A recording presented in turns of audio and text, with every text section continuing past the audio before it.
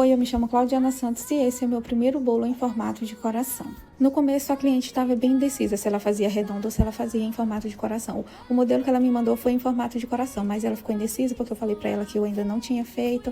Ela ficou com medo de afetar a quantidade de fatias, né? Mas no final ela deixou a meu critério se eu faria em formato de coração ou se eu faria redondo mesmo. E foi a melhor decisão que ela tomou em deixar em minhas mãos e a melhor decisão que eu tomei foi fazer em formato de coração, que era o pedido inicial dela. Esse foi o modelo que ela me enviou para inspiração. E como eu não tinha forma, eu sabia que eu ia ter que montar, né?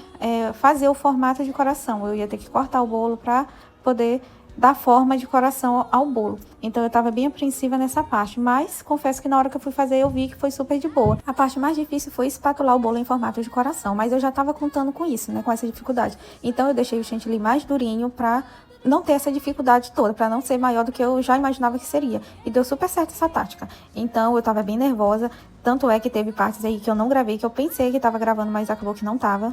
Para vocês terem noção do tamanho do meu nervosismo, porque seria o primeiro bolo nesse formato, eu não contei para ninguém. A cliente deixou nas minhas mãos, eu não contei nem para ela que sim, que não, que eu faria, né? Não contei pro meu marido, porque eu não queria criar expectativas em ninguém, né?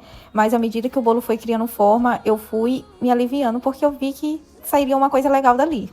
E esse foi o resultado final do bolo. Eu amei, a cliente amou e eu quase não entrego esse bolo para cliente, mas no final entreguei sim. E esse foi mais um capítulo da minha superação profissional. Beijo! Amiga, ficou melhor do que o original, ó. Muito melhor. Adorei, tá lindo.